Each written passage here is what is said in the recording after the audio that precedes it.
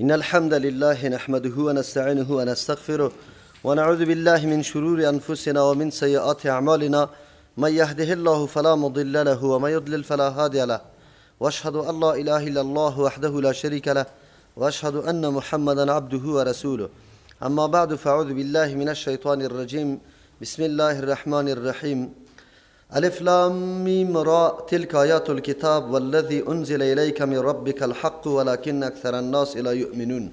سوره رعد شروع شد.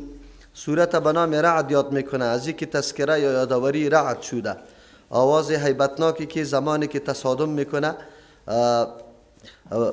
ابرهایی که چارچ مثبت داره و ابرهایی که منفی داره و از او روشنی هم پیدا میشه و آواز هم از او پیدا میشه، آواز به نام رعد یاد میکنه. چی حکمتی است که کل صورت به این نام نهاده؟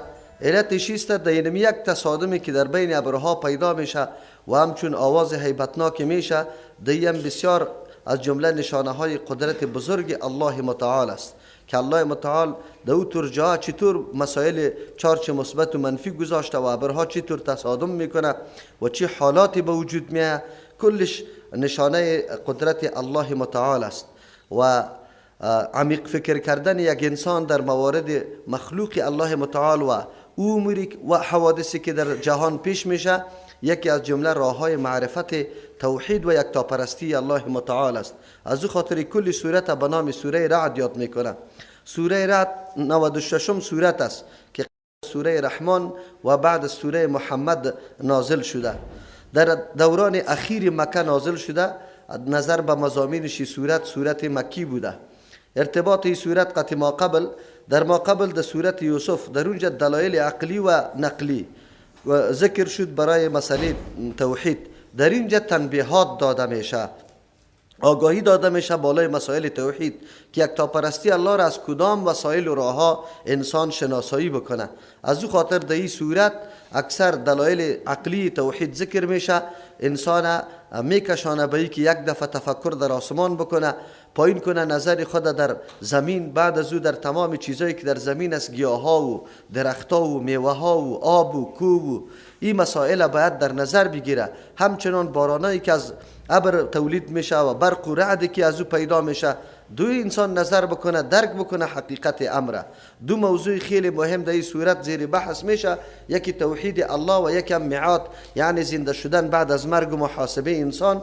هر دو موضوع که اختلافی بزرگی که مشرکین همیشه از این کار میکردن. اما هرگاه انسان یک کمی فکر بکنه، اندیشی بکنه، میداند، درک میکنه حقیقت امر خدا، نه منکر از باز زنده شدن میشه. چرا؟ به خاطر که اول پیدا کرده تا دوم آسان است، هیچ گپی نیست. خو انسان آنقدر لجوج است، آنقدر عنادی است، خدا فراموش میکنه که ما از کجا به وجود آمده، نمیفهمه که پس الله متعال آسان مرا پیدا میکنه.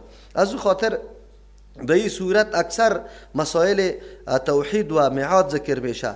البته واقعا مثال ها برای موحدین و مشرکین هم ذکر میشه که تقریبا 5 مثال الله متعال ذکر میکنه. صفات موحدین و مشرکین الله متعال تشریح میکنه. به خاطر اثبات رسالت پیامبر صلی الله علیه و سلم 6 شبهه که از طرف کفار پیدا میشه در برابر نبوت پیغمبر صلی الله علیه و سلم، جوابش در اونجا داده میشه و همچنان برای اهل کتاب جوابش داده میشه. بسم الله الرحمن الرحیم. شروع میکنیم به نام الله، به کمک الله متعال. نام الله متعال الرحمن که به اندازه مهربان است. دادنی نعمت های بزرگ هم الله متعال است که عام است، فراگیر است کل انسانیت.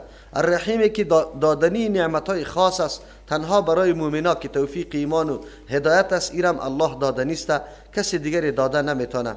الف لام میم را، هر صورتی که در اولش حروف مقطعات بیا اشاره به این میکنه که اول بحث از قرآن میشه، دعوت به سوی عظمت و بزرگی قرآن می باشه. به خاطر از اینکه انسان هایی که نشسته هستند از پیغمبر معجزه ها طلب میکنه یا بسیار بدبخت و احمق هستند. اینطور معجزه بزرگی پیغمبر صلی الله علیه و سلم قرآن در پیش رویشان موجود است، اما یا پشت معجزات دیگه میگرده، در حالی که زمانی که قرآن موجود باشه من حیث معجزه پیغمبر صلی الله علیه و سلم، هیچ معجزه دیگری ضرورت برش پیدا نمیشه. چرا که این معجزه طور معجزه است که محض تأمل و تفکر دهی خود به خود انسان میکشانه به شناخت و معرفت الله الله متعال و به صداقت نبوت رسول الله صلی الله علیه و سلم. و پیش هم گفته بودیم که اصل مراد این حروف و این کلمات الله میدانه، اما همیشه مناسبت خیلی قوی امی حروف با امرای سوره می داشته باشه. امی حرفایی که فعلا در اینجا هست، الف لام میم را، حتما این حروف در این صورت خیلی زیاد است. حالی مردم ها تحقیق میکنن نکات جدید برای آوردن اینی طور کلمات در سر سوره ها میکشه، اما او اصلی معنای مراد نمی باشه، بلکه معناهای است که امو قسم مثل یک نکته واره بیان شود. تلک آیات الکتاب، اینمی صورت یا اینمی آیات هایی که شما قرائت میکنه آیات کتاب است. و کتابی که یعنی در مقابل قرآن کتاب های دیگه کتاب شمرده نمیشه. چرا؟ کتاب اموسته که بالکل محفوظ باشه، مسئول باشه، قابل اعتماد باشه، در هر وقت مراجعه برش صحیح باشه و تمام نیازمندی های تو در اونجا ذکر شده باشه. غیر از کتاب الله قرآن کریم هیچ کتاب دیگری امچو صفات را نداره. از او خاطر میگه که اینی صورتی که میخوانی آیت های کتاب است، کتاب جامع، کتاب شامل، کتابی که واقعا انسان جذب میکنه، کتابی که تمام نیازمندی های انسان بررسی کرده، کتابی که مسیر زندگی یک انسان درست معرفی میکنه. والذی انزل الیک من ربک الحق، او کتابی است، مراد مو قرآنی است، انزل الیک که نازل کرده شده به سوی تو، من ربک. اگر کس اشتباه میکنه از تو معجزات طلب میکنه، این گپ غلط است. همین یک معجزه که بالای تو آمده همین کفایت میکنه. از جانب پروردگارت نازل شده الحق، امر واقعی است، عینی است، تمام چیزای واقعیت بیان میکنه. این کتابی نیست که خیالی باشه. تمام اموری که قرآن بیان میکنه اموری واقعی و حقیقی است، هیچ کس از او انکار نمیتونه. و تمام مطالبی از این حق ثابت است با دلایل، با سند. و همچنان وعده ها یا خبرهایی که قرآن داده واقعیت داره، مسائلی نیست که فقط محض اندیشه و فکر باشه، بلکه امور عینی و واقعی است. ولکن اکثر الناس لا یعلمون. کتاب با اشتمال کتاب که همه اموری که انسان یقینا قناعت میده و اطمینانش پیدا میشه، با وصفی که نمی قسم نشانه ها و دلایل واضح برای حقانیت خود داره کتاب و یقینا که رهنماست برای تمام بشریت، باز هم اکثر مردم ها از همچون منفعت بزرگ ایج خود خبرم نمیکنه، ایمان و باورم سرش نداره. ولکن اکثر الناس لا یؤمنون، لیکن اکثر مردم ها ایمان سری همچون کتاب نمیاره. پس معلوم شد که نه آوردن ایمان از یا از روی خیلی پرده جهل سری تمام امو حواسش از یا می باشه، یا است که خیلی ضد و عناد می داشته باشه. از امو خاطر از مخالفین قرآن کریم، یا است که از جهالت در آن قدر مستغرق شده که چیزای خوب و خراب قطعا تمیز نمیتونه. امو مردم است و یا اون مردم های ضدی و عنادی است که تعصب و روا داشته که به حقایق قرآن نظر نکنه و حقایق قرآن در نظر نگیره، مطالعه نکنه. وگرنه در غیر از او هر کسی کتاب الله متعال رابطه پیدا بکنه حتما ایره جذب میکنه به سوی ایمان آوردن. الله الذی رفع السماوات، در اینجا دلایل توحید شروع میشه. یکی از جمله نشانه های حق بودن این کتاب امیسته که دلایل طوری بیان میکنه که انسان به قناعت میکشانه و اینطور دلایل غیر از الله متعال کسی دیگری بیان کرده نمیتونه. چرا؟ به خاطر که در این دلایل اشارات به اوتور اسرار و رازهای نهفته است که او توسط خیلی تلاش و کوشش انسانها که در آینده وسایل جدید در دستشان پیدا شود، اگر او اسرار پیدا کرده بتانه. الله متعال اینمی نکته های اسرارآمیزه یا او دلایلی که یقینا انسان به قناعت وادار میسازه قبلا بر ما بیان کرده. یا یکی از جمله نشانه صداقت و حق بیان حق قرآن کریم است. الله در اینجا اول انسان نظرش طرف آسمان چی میکنه؟ چرا؟ انسان همیشه بالا سعی میکنه. از همون خاطر اول مرحله که انسان تفکر میکنه در موجودات آسمانی و فضایی باید انسان فکر بکنه. اول که بالا آدم نظر میکنه، فضا یا با اصطلاح ما و شما آسمان به نظر انسان وانمود میشه. الله متعال انسان دعوت میده که دید فکر بکنه و دی بیاندیشه، ببینه حالات که چه قسم است ای گپا. آیا ایره وادار به این نمیسازه که الله را بشناسه؟ بالکل. چرا؟ به خاطری که وقتی در آسمان نظر میکنی میبینی اول چیزی که در نظرت میرسه این نمیسته که تو آسمان این چته این بامی که تو یک سقف خیلی فراخ است و در نظرت که هر قدر تو نظر مندازی یک ستون مشاهده نمی کنی. آیا کدام قدرتی است که آسمان به این سیستم نگاه کرده؟ از او خاطر سماوات اینجا گفته آسمان ها بی ستون است. الله الذی، الله ذاتی است، رفع السماواتی که بلند کرده آسمان ها را. انسان وقتی میبره اول نظر بکنه آسمان ها در نظرش میاد، میبینه آسمان ها را بغیر عمد، بدون استوانه، بدون پایه، ترونها که شما به چشم سر میبینی که هیچ وجود نداره. یک ترجمه امیسته ما میبینیم سقف خیلی گسترده و پهناوره که تا نظر ما کار میکنه اما یک پایه وجود نداره، در حالی که ما در مسائل دنیای خود زمان خانه میسازیم، ما حجم سقف بررسی میکنیم، انجینرها قبلا بعد از پایه را مطابق مقاومت اونمو سقف از زیر پایه بلند میکنه. شما میبینی که منزله انداخته میشه، قبل از اینکه منزل انداخته شود در سقف پایین یا در تاکویش چقدر سیخا و سمت مصرف میشه، به خاطری که این بالا برداشت مقاومت داشته باشه و گرنگی و سنگینی بالا را مقاومت بکنه.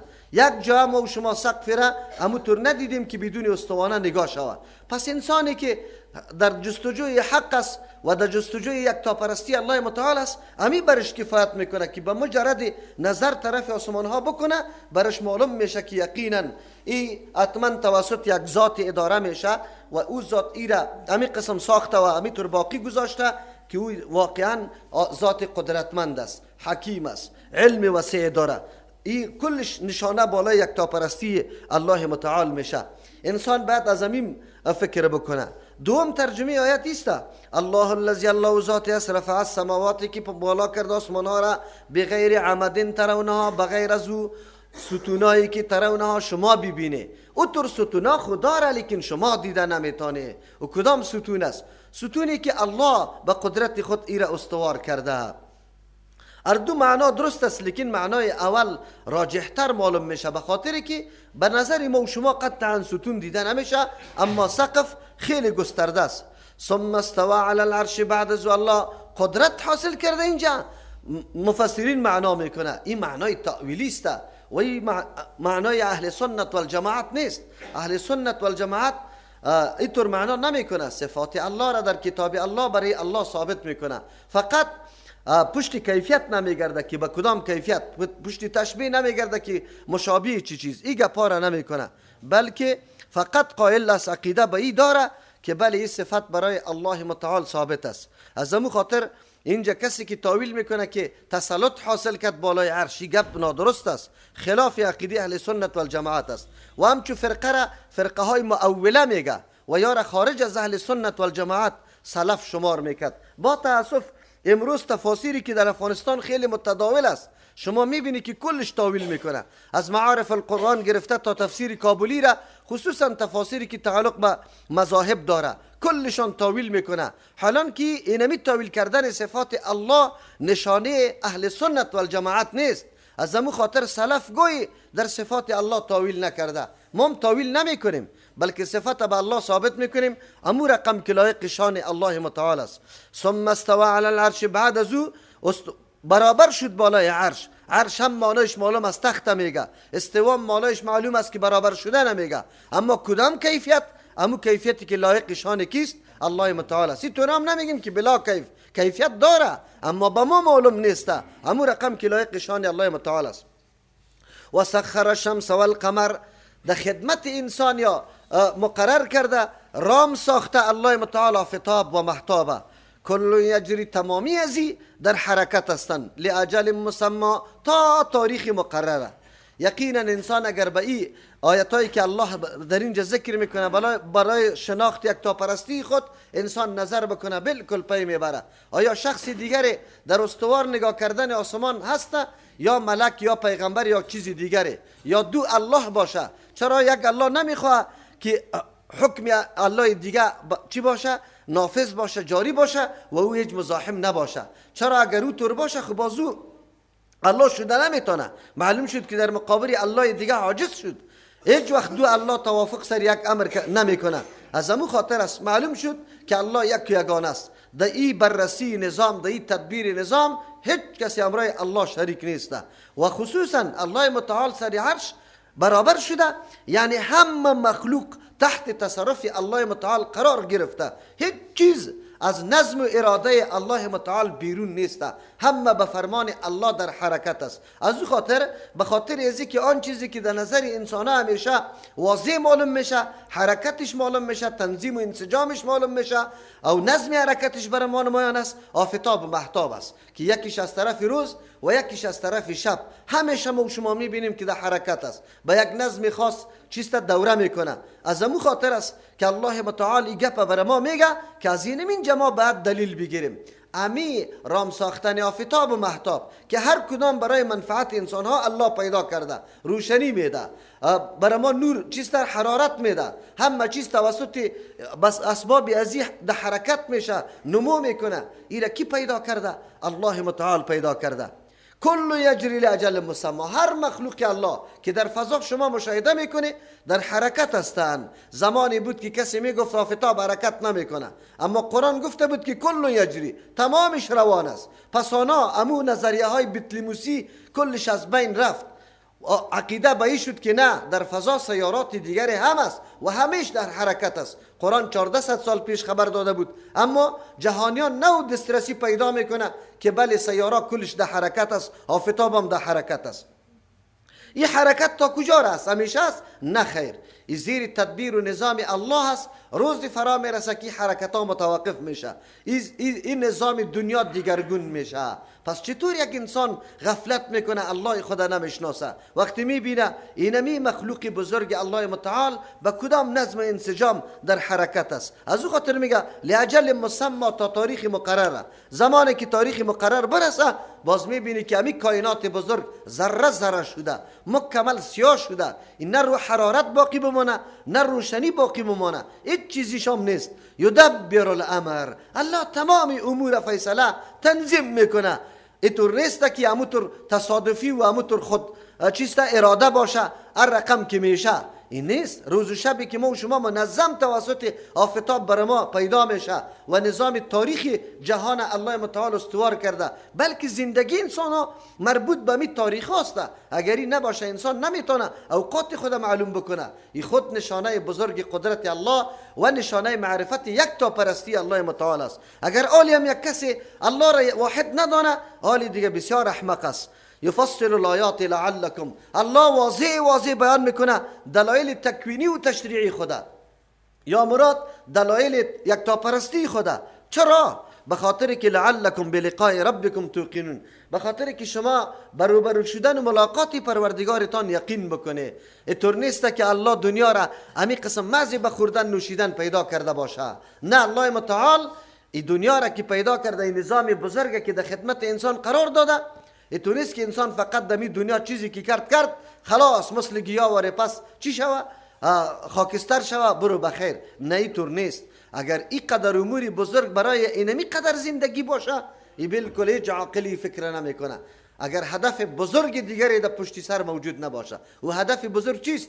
که دنیا محل امتحان است و همین انسانی که الله ایرا مخدوم کائنات مقرر کرده بود، جور کرده بود، اونجا مورد بازخواست الله قرار میگیره که انسان من برات وسایل شناخت و معرفت خود دادم، حواس دادم، عقل دادم، قوی تفکر دادم، قرائن در بیرون نصب کردم، روزانه تو مشاهده میکردی، از او چی درسی گرفتی؟ از او چی عبرتی گرفتی؟ ایرا الله متعال از پیش انسان سوال میکنه و آیا بعد از درس گرفتن کدام خط انتخاب کردی؟ خط هوا و هوس، خط خواهشات، یا خط بندگی الله متعال؟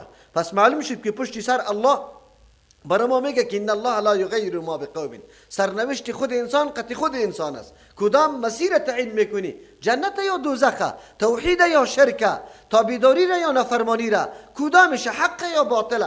همهش به خود انسان تعلق داره، در دست خود انسان است. الله متعال حالی برای ما میگه که شما یقینتان پیدا شوه به ملاقات پروردگار. انسان اگر از این زندگی خود، از این مخلوق الله متعال این در سفران نگرفت که روز ما رو به امرای الله خود در محاسبه قرار میگیرم، پس این انسان نیست. یقینا که خود هم تباه کرده، برباد کرده و عمر خدا هم مکمل تباه کرده.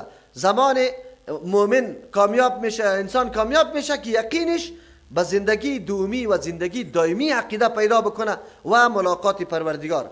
و هو الذی مد الارض، عالی پایین میکنه تو را در روی زمین. در روی زمین هم از دستت گرفته مکمل تو را میگردانه که انسان نظر کو، بی حالات این قدرت، نشانه قدرت الله را مشاهده کو. تو بازم در توحید الله شک داری؟ و هو الذی، الله ذات است، مد الارض که گستراند زمینه، و جعل فیها رواسیه، گردانید در زمین رواسیه، کوها را و انهارا، جویها را، دریاها را. این نظام الله را بی که زمین یک دم دشت جور نکرده که باران شوه یا برف شوه یک دفعه طوفان شوه کلش یک چیز باقی نمانه. الله متعال کوها را پیدا کرده. چی حیثیت داره این کوها؟ چی فواید داره؟ میخست برای زمین. چرا؟ زمین حالت لرزه را در خود قرار گرفته بود، اما الله کوها را پیدا کرد مثل میخ برای زمین شد که از لرزه این را نگاه کرد. به خاطر که در زیر زمین هم انواع چیزایی هست که انفجارات میشه. در بعضی جاها ما و شما میبینیم زلزله هایی که در بعضی ممالک میشه، در زیرش مواد انفجاری است که وقتی او در حالت حرکت میه زمین لرزه شروع میکنه. الله متعال میگه این کوها را ما من حیث میخ پیدا کردیم. دیگه فواید چقدر زیادی داره. برفای زمستان یک روزی ما و شما به 2 متر و 3 متر در اونجا ذخیره میشه، بادای قوی او را در جر و جوی میپرته و بعد از او بدون کدام لولکشی، بدون کدام زحمت و محنت میبینی که چیسته توسط حرارت آفتاب کم کم آب شده در روی زمین یا در زیر زمین، برگهای زمین آب در تو پیدا میشه در هر جای. اگر الله متعال انتظام نکنه، افغانستان خیلی در نقطه بالا سطح زمین قرار داره، اگر آب از اینجا نباشه میتونی که آب بحر توسط برق و ماشینت بکشی؟ کلا قطعا نه. چرا؟ از سطح برق خیلی زیاد ای بالاست، نمیتونی. لیکن الله متعال انتظام کرده. انسان باید فکر بکنه. و انهارا، جویها را، و من کل الثمرات، از هر نوع میوه ها، جعل فیها زوجین، گردانی داده میوه ها زوجین اثنین، دو جفت، اثنین دوتا. این دوتا دو مطلب داره. یک مطلب است که بله هر چیز مقابل جور کردیم، شیرین تلخ، سیاه سفید، اینمی قسم یکی یک حالت داره، دوم حالت ضد از او را داره. ایام شده میتونه. در میوه ها بعضی تلخ است، بعضی شیرین، بعضی رنگش سیاه است، بعضی سفید، بعضی زرد است، بعضی سرخ است. رقم اینطور پیدا کرده. دوم معنای ازی که راجح تر است، زوجین مراد از پیشش نر و ماده هست، یعنی جفت و جوره پیدا کرده. این موضوعی است که 1400 سال پیش قرآن بیان کرده بود، اما دانشمندای که کامیاب شدن برای ازی که در نباتات هم قائل به نر و ماده شدن قائل شدن، این خیلی عین تقریبا در نصفای قرن 18 است. در نصفای قرن 18 پی بردن که بله اینمی گیاه ها و نباتات و میوه ها هم برای خود نر و ماده داره. اگر تولد و تناسل انسان ها توسط نر و ماده میشه، بقای انسانیت توسط عزیز نه، اینمی قسم گیاه هم برای خود نر و ماده داره و یا نو انکشاف کرد. اما قرآن 1400 سال پیش گفته بود یغشی اللیل النهار، می پوشانه شب بر روز، روز به شب. گاهی شب می پوشانه سر روز، گاهی روز سر شب. امی اختلاف یا اینمی آوردن شب و روز که نظام زندگی انسانیت سرش برقرار است. چطور است؟